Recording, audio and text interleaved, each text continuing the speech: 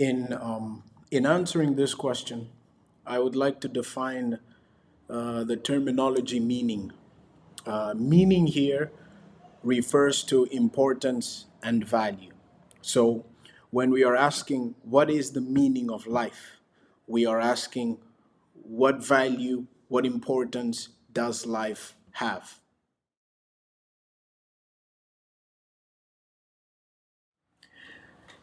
Greetings, friends. I hope you are all doing great. To those of you who are not okay or are going through some difficult moments in life, I hope that things get better for you, and I hope that this video contributes towards that. Well, it's a pleasure to be back. It's a pleasure to once again interact with all of you. And I hope the first video helped. And so today I'm dealing with a different question. I'm dealing with what is the meaning of life? That's the question that I am going to answer today. But as we begin to deal with that question, I have to briefly discuss today's question, or let me say, I have to answer today's question, beginning with what we had concluded in the first video. So, in the first video, when I answered the question, is life meaningful, or is there any meaning in life? I gave two answers. And I said, it depends. If you believe in Darwinian evolution, there's no absolute meaning in life. You'd have to find meaning in the things you do. And I argued that that type of meaning does not sustain you in life. And then I also spoke a little about theistic evolution. And I mentioned how it also doesn't have absolute meaning. And you have to do the same thing a Darwinian evolutionist would have to do. And it wouldn't sustain you also. And then my second answer was that in the theistic worldview, the Bible Christian worldview of the Creator who creates human life, there is absolute meaning, and you can find a sustainable meaning for you. So those were the answers I gave in the previous video.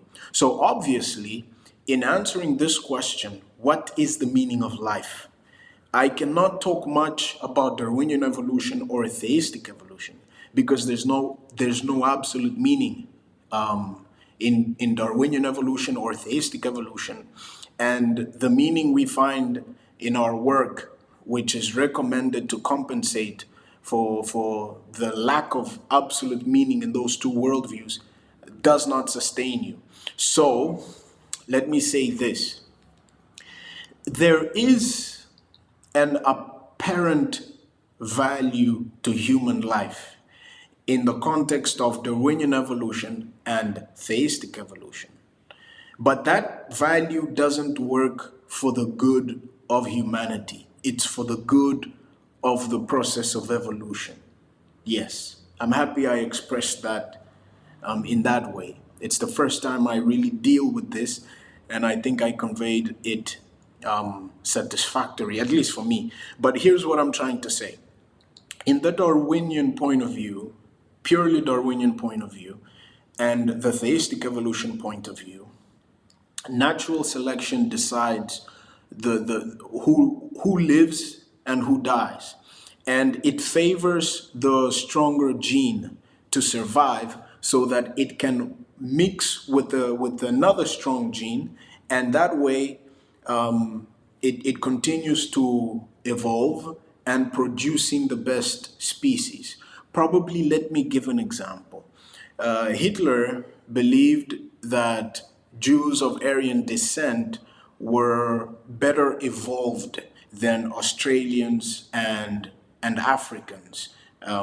And so he believed that those other human beings, Australians and Africans, it would be best if they were to be eliminated so that only the Aryan gene would be alive and they would be allowed to marry and how do I put this, multiply, so that they could go on and produce stronger gene.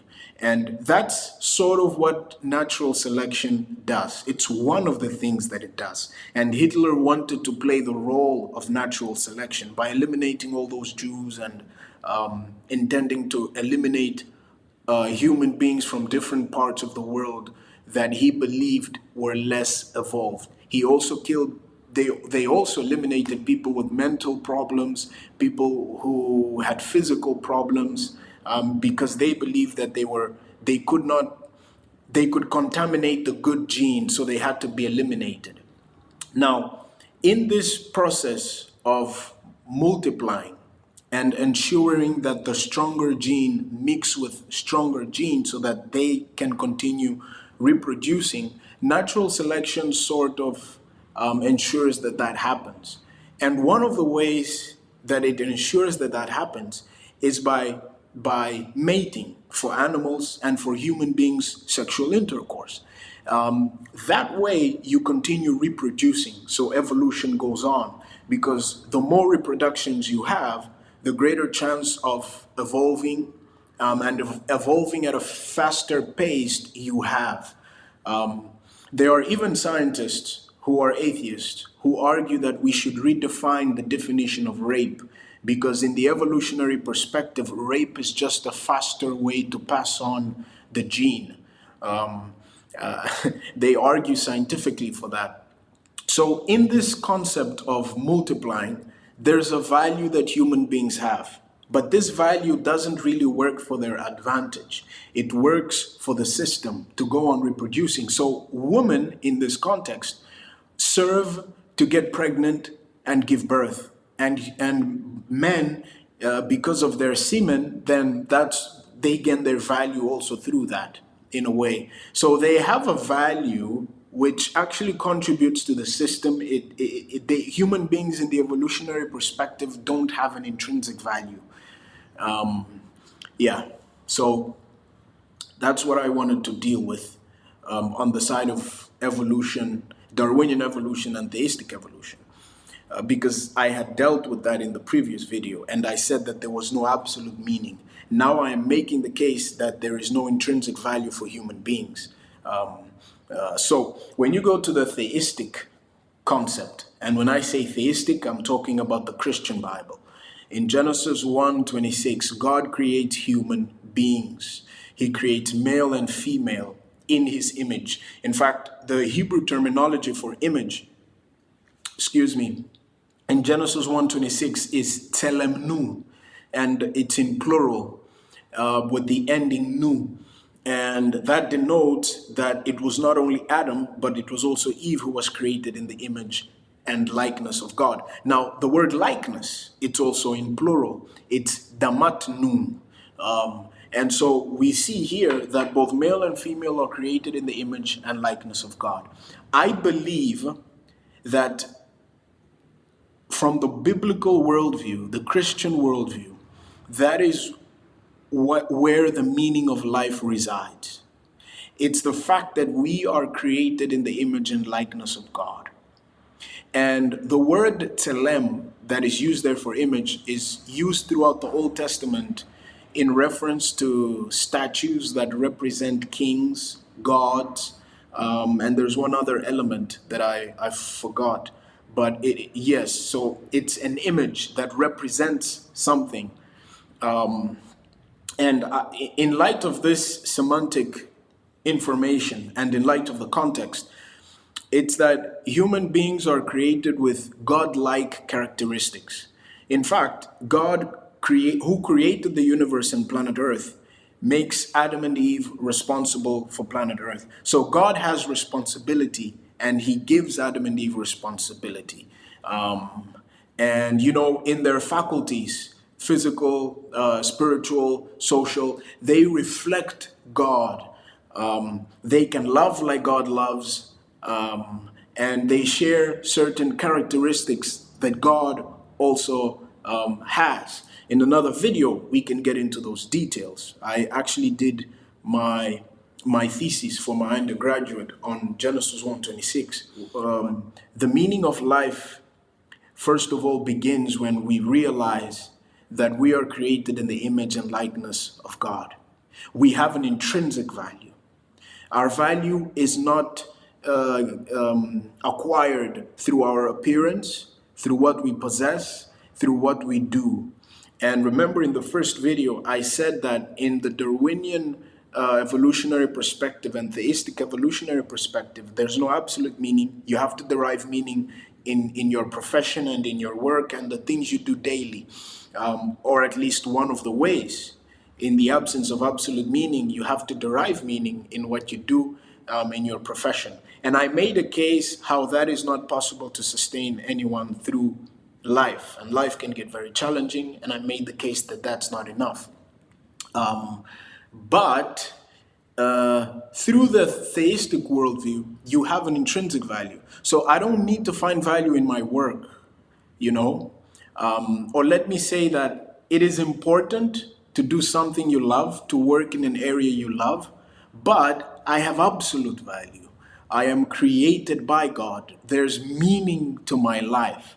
And although I may not fully comprehend what it means to be created in the image and likeness of God, at least I have a sense of absolute meaning to my life. There's something to look forward to.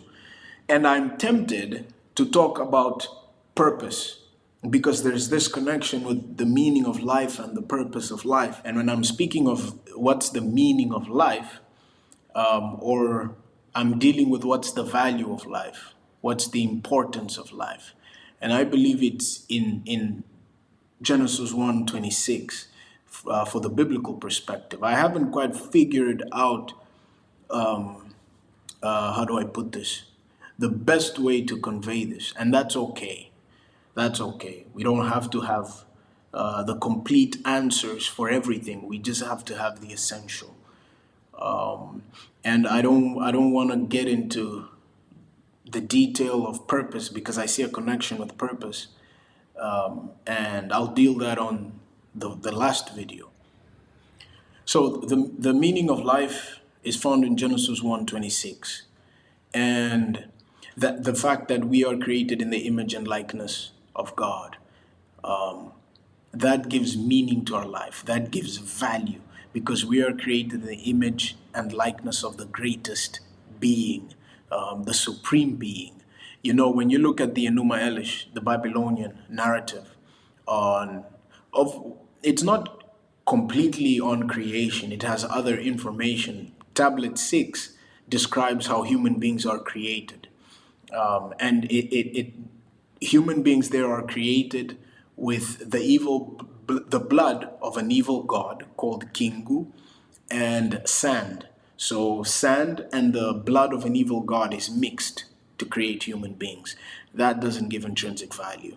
And then human beings are created to be the slaves of the gods. They do the work of the lesser gods, while the lesser god and the supreme gods rest. The human beings are created to work eternally as slaves. When you look at I read a text, Egyptian text, which mentions that human beings are created with tears, and it's the tears, I believe, of Ra, if I'm not mistaken. And when I look at other narratives out there on creation, narratives suggesting how the world came to be, how human life came to be, they don't present human beings with intrinsic value. The only place where human beings have intrinsic value that I have seen, with the best value, should I say, because other texts out there may argue for intrinsic value. But so far, the ones I've read and where I have seen that human beings have the most intrinsic value is the scriptures. Yeah. And, you know, we will understand more of our value when we stay connected with God. If we lose that connection with God, we lose the sense of value that we have, the sense of meaning that we have. So, yeah. I hope this helps. In the next video, I'll be dealing with a different question.